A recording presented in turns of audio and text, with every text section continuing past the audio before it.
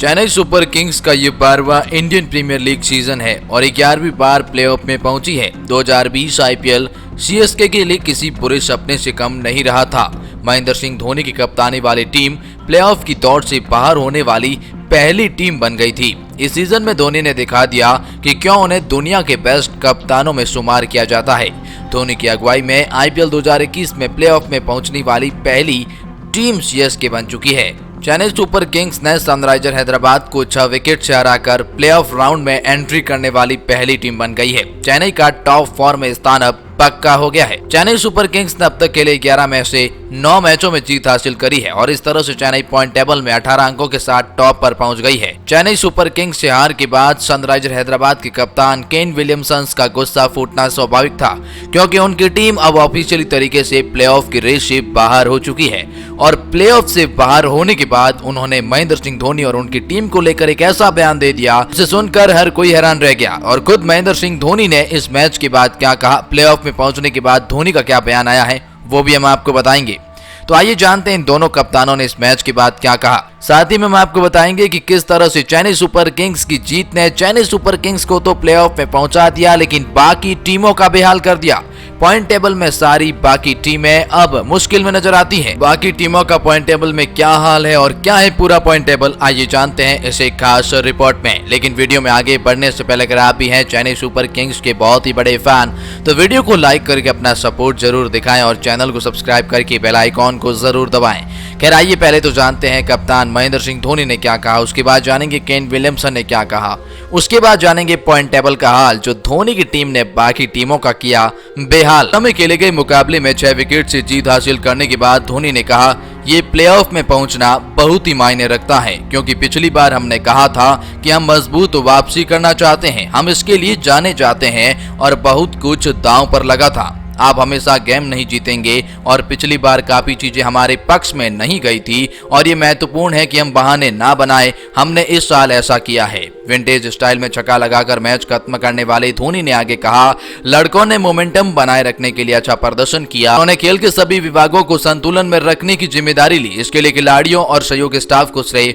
मिलना चाहिए। अनुकूल ने सीएसके के फैंस को भी संबोधित किया। उन्होंने कहा, प्रशंसकों के बारे में कहने की जरूरत नहीं है जिन्होंने हर समय हमारा समर्थन किया है। मुझे खुशी है कि हम उनमें विश्वास का बदला चुकाया है। हार के बाद विलियमसन ने कहा, इस पिच पर बल्लेबाजी करना आसान नहीं था। मैच के पहले भाग में हमने ये देखा कि हमारे पास पर्याप्त रन ही नहीं थे। इसके बावजूद हमने प्रतिस्पर्धी क्रिकेट खेली। खासकर मैच के आखिरी 10 ओवर में हमें अपने खेल में छोटे छोटे बदलाव करने होंगे। ये शानदार था। विलियमसन ने आगे कहा, पावर प्ले के अंत में हमने तकरीबन 40 रन थे, जो कि परिस्थितियों के लिहाज से बुरे नहीं थे। सामान्य तौर पर आप कुछ और रन बनाना चाहते हैं और टीम के लिए तार्किक योगदान देना चाहते हैं, लेकिन आज ऐसा हुआ नहीं। निचले मध्य क्रम कुछ खिलाड़ियों की छोटी लेकिन पारियों की बदौलत हमने सम्मानजनक स्कोर खड़ा किया।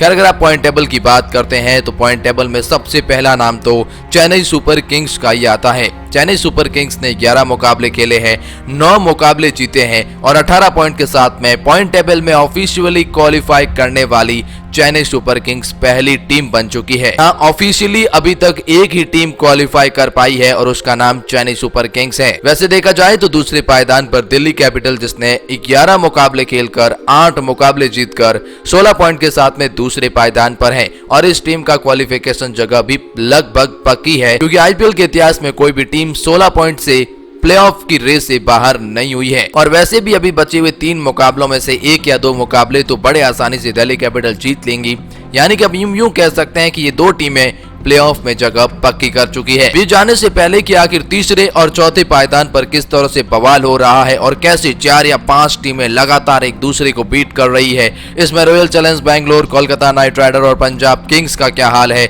मुंबई इंडियंस क्या अभी भी क्वालिफाई कर पाएंगे या नहीं, आइए जानते हैं इस एक खास रिपोर्ट में। हाँ, लेकिन उससे पहले हम आपको ये भी बता दें कि सनराइजर हैदराबाद इस मुकाबले के बाद से ही क्वालिफाई की रेस से बाहर हो चुकी है। 11 मुकाबले खेलकर केवल 2 मुकाबले जीतकर 4 पॉइंट के साथ में ये प्लेऑफ की रेस से बाहर हो गई है। प्लेऑफ की रेस से इसके लिए कोई लेना देना नहीं है। अब 3 टीमें सेटल हो चुकी है, Chennai super Kings, Delhi capital और सनराइजर हैदराबाद। कहीं ना कहीं ऑफिशियली ये सेटल हो चुकी है। लेकिन अब बची हुई 5 टीमें और पोस्ट 2 रही है। आइए जानते हैं इनके लिए क्या है बवाल। पॉइंट टेबल में 7वें पायदान पर राजस्थान रॉयल का नाम आता है। राजस्थान रॉयल जो 11 मुकाबले खेलकर 4 मुकाबले जीतकर 8 पॉइंट के साथ में 7वें पायदान पर है। अभी भी इस टीम को 3 मुकाबले खेलने हैं। तीनों के तीनों टीम ये मुकाबले अगर जीतती भी है तो 14 पॉइंट ही उसके पास होंगे। तो 14 पॉइंट के साथ में आपको क्वालिफाई करने के लिए अच्छी नेट रन रेट की जरूरत होगी। तो कहीं ना कहीं तीनों मुकाबले जीतने से काम नहीं होगा, एक बड़े मार्जिन से जीतना भी जरूरी होगा, जो कि अब राजस्थान रॉयल के लिए लगभग नामुमकिन लग रहा है। तो वहीं पंजाब किंग्स की बात करें तो राजस्थान रॉयल जैसे हाल ही पंजाब किंग्स के भी है। 11 मुकाबले खेलकर केवल 4 मुकाबले जीतकर 8 पॉइंट के साथ में ये 6वें पायदान पर है। और इस टीम को भी बचे हुए तीनों के तीनों मुकाबले जीतती भी है तो भी इस टीम को 6 पॉइंट मिलेंगे कि 14 पॉइंट के साथ में ये क्वालिफाई कर सकती है। लेकिन इस टीम की भी नेट रन रेट अच्छी होंगी तभी ये काम बनेगा।